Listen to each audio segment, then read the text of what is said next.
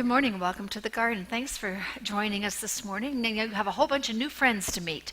So those 8:15 and 9:15 folks are kind of all melded together, or at least some of into this new service. So thanks for doing that. And make sure you meet some of the people around you because you may be competing for seats.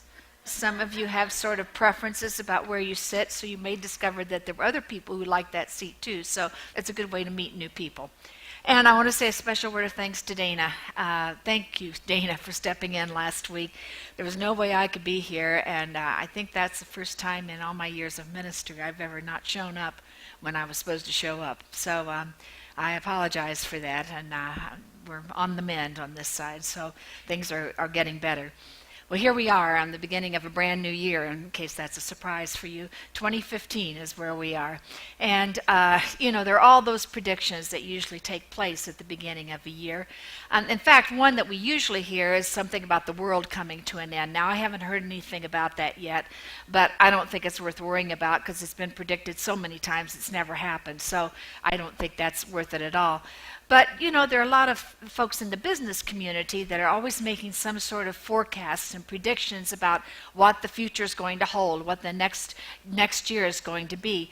And that's true of Fortune Online. Fortune Magazine Online came up with some 29 predictions of what 2015 might look like in the business world.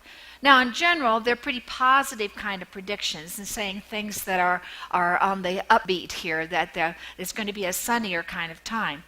Now, I'm not going to go through all 29 of those, partly because I didn't understand some of them, and partly because, well, you can get the gist of what I'm talking about with the examples I'm going to share. For instance, one of the things it talked about was that there are going to be an increase on the number of wireless cordless charging spots. Where we can get all of our electronics recharged. And at places like Starbucks, they may already have that for all I know, but anyway, that you can do that kind of thing. And speaking of Starbucks, for those of you who are coffee drinkers, the price of coffee is on the rise, so you might get ready for that. Now, another sign that is kind of helpful in that regard is that there is at least a tentative prediction that wages may rise during this year. And that's probably because we're at what some would call full employment, which means that employers have to pay a little bit more to get the workers that they want to come and be a part of their crew. Now, there are other things that they talked about as well. For example, there are going to be more and more robots out acting and functioning in all different kinds of ways. Solar energy is going to get a lot cheaper. And there's this regulation that's needed when it comes to drones, and we're already hearing that kind of thing. And then there's some other trends that people are seeing that are going to become more prevalent during 2015. We're described as an on-demand society. We want what we want immediately. And so that's, for example, why Uber has become so popular and continues to increase in popularity. And, for example, on-demand grocery delivery is something else that is seen to be happening in more and more instances. So those are just some of the examples that people gave. Now, I don't know about you, but as I read those and as I thought about those and all the changes that were afoot, some that, of course, weren't described, we don't know if those are going to happen or not, but I found myself getting a little stressed by the whole thing, a little anxious about all of this stuff happening and wondering if it was going to happen or not. And then I came to working on this message for today, my first message of 2015. And this is the year, This is the year that I plan to retire. And that's something I'm really looking forward to and excited about the new adventure. But I realized that I'm a little apprehensive too about it because I just don't know exactly what it's going to hold and what it's going to be like. And about that time, I was talking to a gardener who was expressing some anxiety that were part of a concern that she had, and that's when I realized that, well, I was anxious too. And so I thought I'd do a little self-diagnosis, try to figure out why it was I was anxious. And part of what I realized is that I was concerned and worried about something that I can't control. Growing older is the better of options that we have. And moving toward retirement age is something that we all experience at one time or another. And it certainly beats the alternative, at least right now in this time and place. And so, I can't do anything about that. That simply is where we are and the time where we are. And I also began to realize that I was anxious and worried about the fact that I don't know what my future holds. And so I thought, well, am I really anxious? Am I experiencing anxiety? So I looked it up and found out what the definition was. And yep, I am. It's a state of uneasiness and apprehension as about future uncertainties, and a state of apprehension, uncertainty, and fear resulting from the anticipation of a realistic or fantasized threatening event or situation, often impairing physical and psychological functioning. Well, bingo, that's where I am, right there in that category. So I figured if that's where I was, how do we resolve this situation? How do we deal with it? So I began to look for some resources and some suggestions for ways to deal with when we're anxious or worried or concerned about something. And I kept finding again and again and again about how important it is to be more flexible and to go with the flow. Well, what happens if you're not a very flexible person and you don't go with the flow very well? What do you do in the meantime? Well, then I happened to think about a Bible passage. It wasn't top of my head, unfortunately. It's one that in a classic version begins with the words, be anxious for nothing. But we're using the version from the Message. It's Paul's writing to the people in the church in Philippi. And this is how it reads. Don't fret or worry. Instead of worrying, pray. Let petitions and praises shape your worries into prayers, letting God know your concerns. Before you know it, a sense of God's wholeness, everything coming together for good, will come and settle you down. It's wonderful what happens when Christ displaces worry at the center of your life. Oh yeah, prayer. I had kind of forgotten about that. I'd been so consumed with worrying and fretting about things that there really wasn't any time or space to think about prayer. And so I paid attention to that Bible passage and I stopped what I was doing. I set everything aside. I took a deep breath and I did what I believe is prayer. I sort of a meditation kind of thing. And I began to try to clear my mind and breathe deeply and tried to hand things over, knowing full well I'm going to take some of them back, but to hand some things over and begin to let go a little bit. And you know what? It didn't happen immediately, but little by little, I began to feel a little lighter, a little freer. And I realized that prayer does work. It really does work. And part of the reason it works is that it gives us a bigger perspective, a different perspective on life. And it helped me at least realize that I'm not in control. None of us is in control. Life has its own rhythm. And it's up to us to kind of tune ourselves to that rhythm and to be able to go a little bit more with the flow.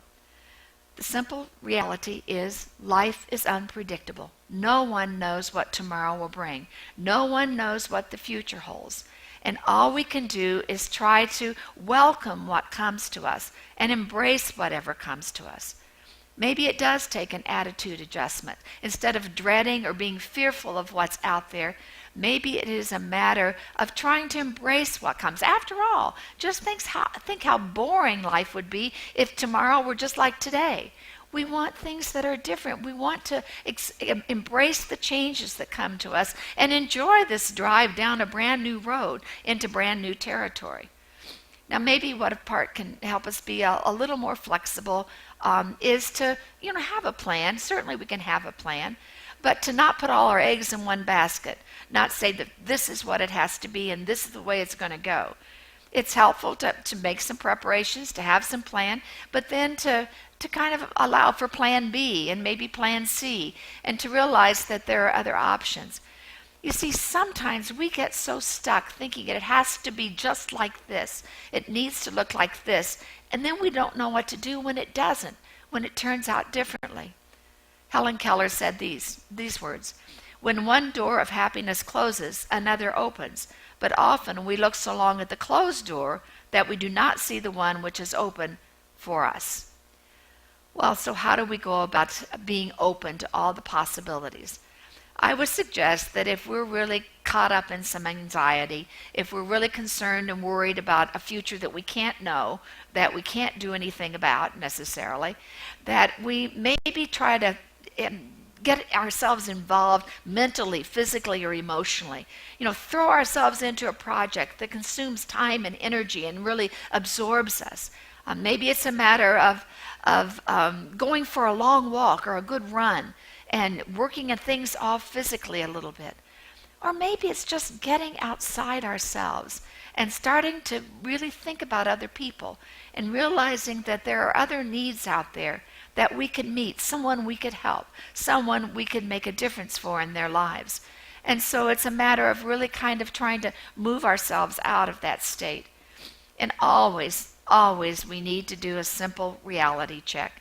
It takes a good sound talking to, maybe talking to ourselves or maybe having somebody else talk to us to tell us to really get real and think, how likely are these things that we're fearful of or anxious about, how likely are they really to happen? What's truly going to occur? We can't know. And so there's no point in fretting about things that we can't control, can't explain, and can't know. Well, sometimes there are other things that we can do as well, along, of course, with prayer, always based in prayer and meditation. One of those is to rely on our support systems. Most of us have some friends or family that we can count on, that we can talk to, who can help relieve some of the pressure we might be feeling. But if we don't have that, it's a matter of being intentional about trying to form it, because that can make a real difference for us. And maybe we need to seek professional help in order to be able to truly benefit and figure out how we create the support that we need to keep moving forward in positive ways. And then there's some other things too that might make a difference. It's always good to reassess our priorities. What really is important, what matters most. Because when we know what really is important to us, we know the things that we want to say yes to, and we're also clear on the things that we can say no to. And so it's a matter of knowing our priorities. Maybe it would help to journal. I find that helpful from time to time, to sit down and write the stuff that worries me and concerns me and things that are consuming my mind and heart and spirit, to sit down and kind of write that out. Because when we go back to that journal, very often we can see more clearly than we could have at the time. And something else that we might want to think about is maybe unplugging, however we understand that. Maybe instead of letting our electronics control us, we might control them and really put them in a proper place in our lives. And then the last thing that I think we can think about is always enjoying a good laugh. That can always lighten the spirits and help us put things in a better perspective. Well, so there you have it, some ideas about how we deal with the future, the unknown future. Some ways in which perhaps we can relax a little bit going into the future and enjoy life as it comes to us.